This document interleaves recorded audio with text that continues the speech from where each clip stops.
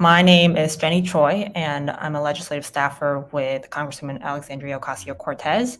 Thank you so much for joining our town hall for this month. Before we get started, I'm just going to kick off with a few notes of housekeeping. First, if you are currently logged into the Zoom meeting, please use the Q&A feature to submit your questions. We prioritize questions from constituents of New York 14. So, Congresswoman Alexandria Ocasio-Cortez held her monthly town hall online to discuss gun control, reproductive rights, the January 6th committee, of course, and more. She took questions from her New York 14 constituents, and it was a very interesting ordeal. It was very interesting indeed. AOC. She wants to do a lot of things, guys. She wants to talk about the guilty. She wants to talk about anything but Medicare for all. Let's just put it that way. All hands in motion, as you can see. If you click the link in the chat, basically what's going on now is that, of course, she's mad that Trump could have taken justice into his own hands, but she appears to be saying in this town hall, and also to MSNBC, quote, we need to pack the court because there's no checks and balances. We need to pack the court because there's no checks and balances. You may roll your eyes at her remarks. So it has been a very heavy, difficult past couple of days. I mean, more than a week. And so I just want to make sure that we dive right into the updates that I have for you this month, and I can go right in to answer whatever questions you all may have.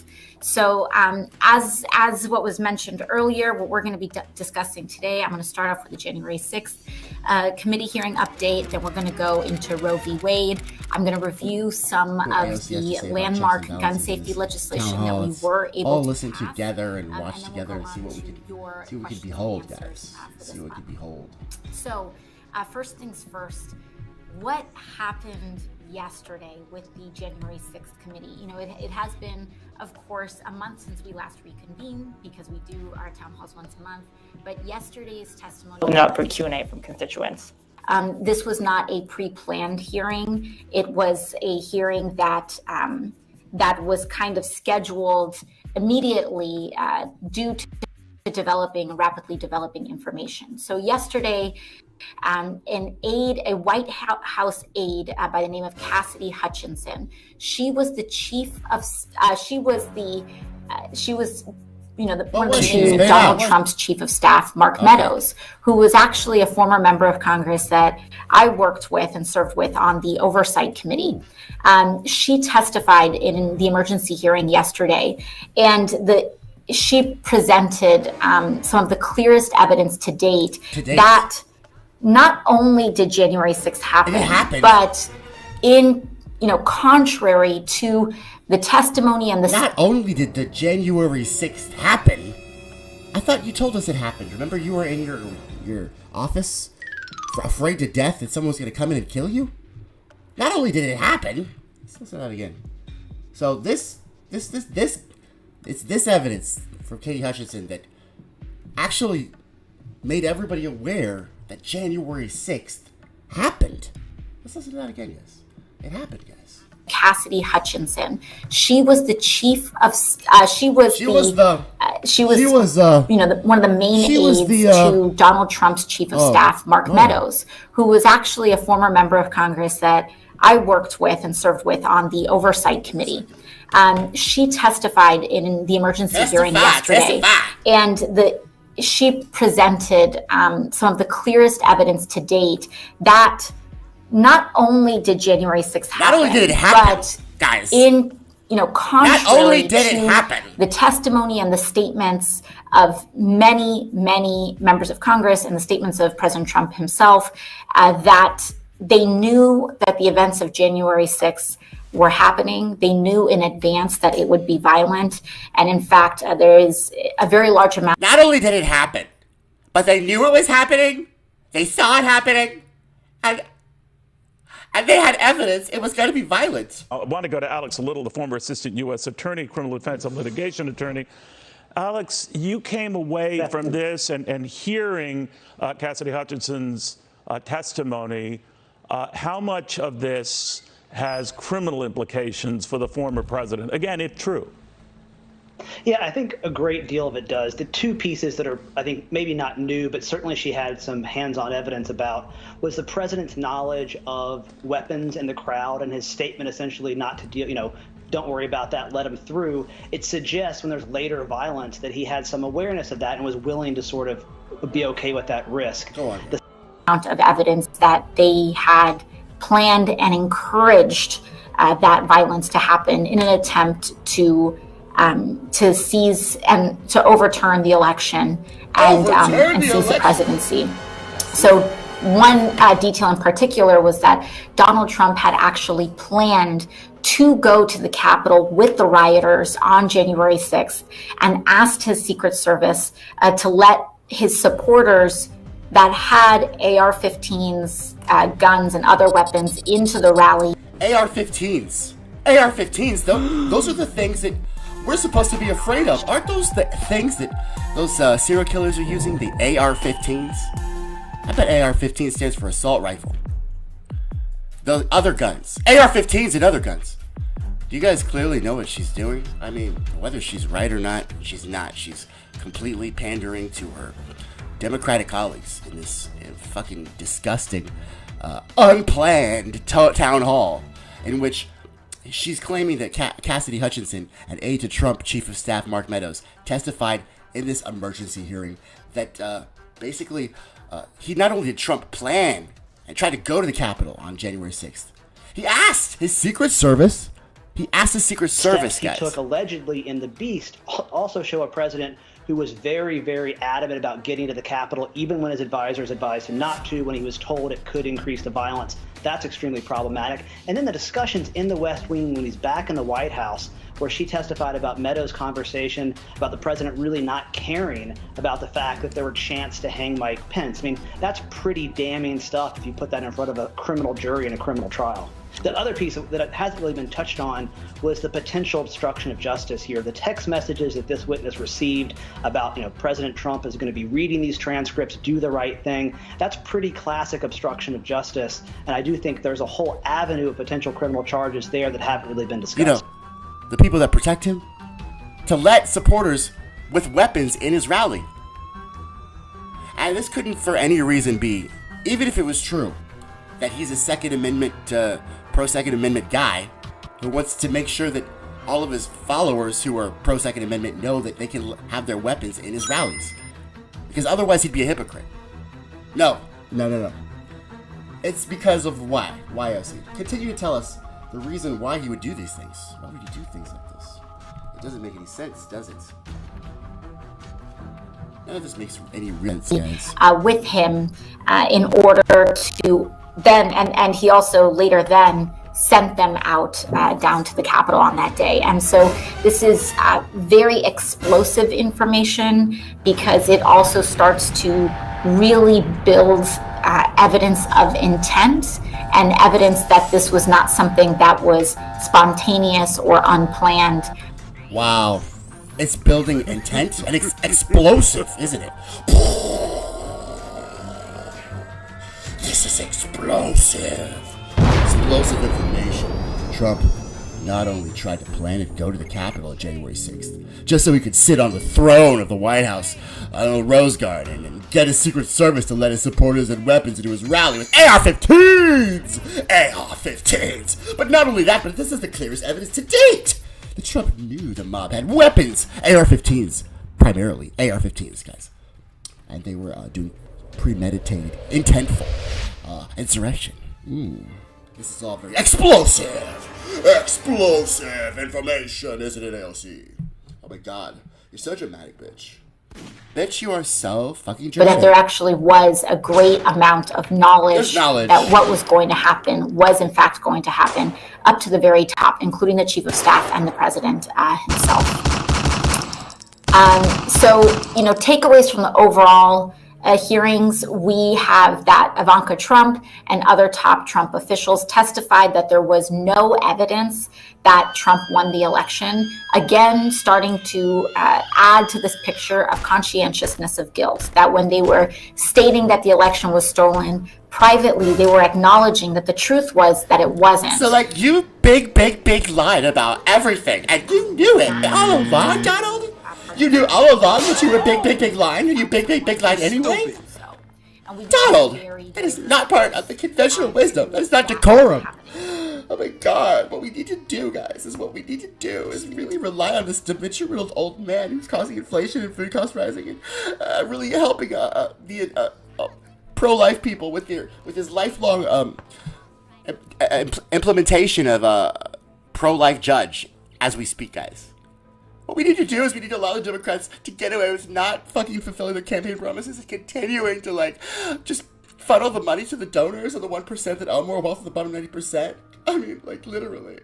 I can't believe Ivanka Trump and other top Trump officials testified there was no evidence Trump won the election, because that means he big lied, and he knew it. He knew it all along. This is so fucking dumb. I can't believe it. Oh, Jesus Christ. And people ask for pardons, AOC? Is that what I heard? Which, oh my God. You know, the reason that this is very important is because what it appears that the January 6th committee is starting to do is really start to lay down the details of criminal charges. And criminal charges require not just something to have happened, but it really requires a very elevated level of acknowledging intent, planning. Okay, so when a crime, guys, this is how smart she is about criminal, she's a criminal law. She's a criminal law expert, this woman. And not only things should have happened, but you also have to have intent, guys. Intent.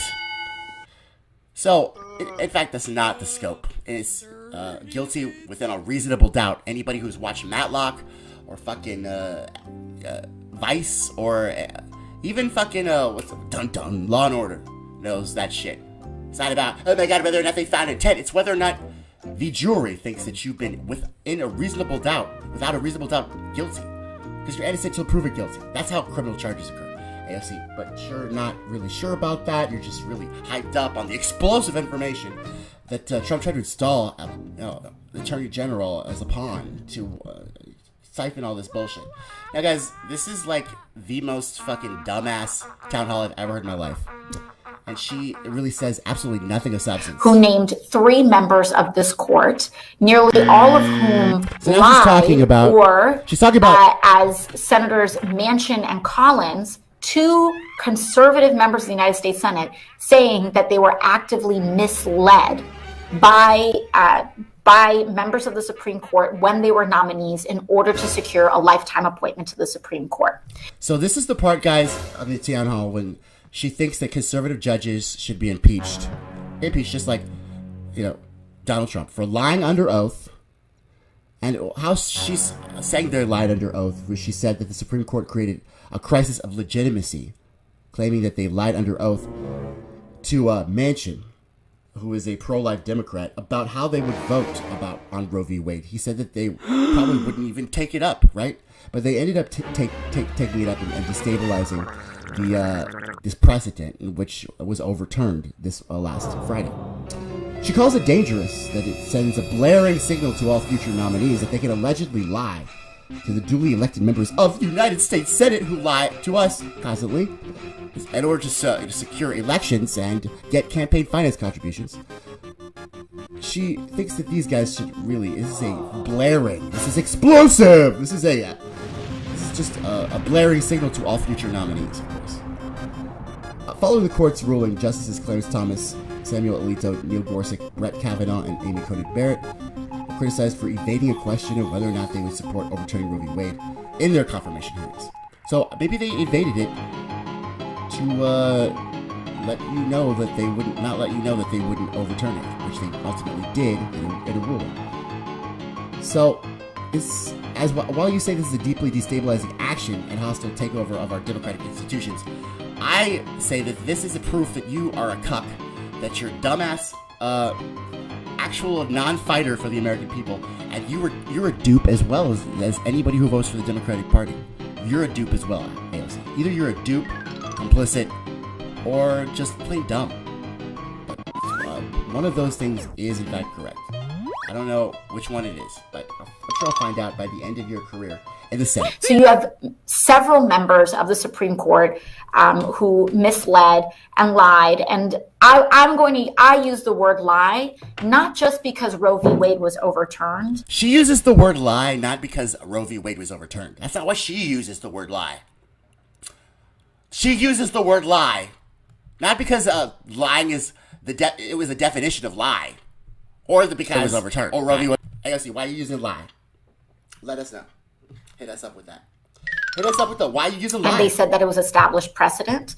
But because during their confirmation hearings, these Supreme Court justices said that Roe v. Wade was settled precedent, that it was accepted as law, and in their opinion. Now this is the worst part, guys. It's not accepted as law. The only people that can make law, guys, is Congress. You know what she's in? She's a part of the House of Representatives. The only people that can make law are Congress, you, AOC. Not the Supreme Court. The Supreme Court defines what's constitutional or not in the laws that you pass when the president signs it. So you have a fundamental, you're misunderstood about your job. Your job is to make the laws, AOC. Not the Supreme Court. Your job is to make laws. This is actually embarrassing, guys. If you think that she's a progressive, you think she's going to fight for a Medicare for all, which she's not. She'll never talk about it again. If you think that she supports you and your values, and she's talking stupid shit about whether or not this is settled law, when she knows, like I keep saying, are these people dumb or are they doing it on purpose? I can't tell. But she's a congressperson. She's in the House of Representatives, one of the houses, or the bicameral legislative houses that makes the laws. And she's saying that she thought Roe v. Wade was settled law. How dumb is that, guys? How dumb is that? This is dumb as fuck, isn't it? It's she's in the fucking. She's in the branch that makes laws. Not just, and they did not provide they didn't rely on technicalities.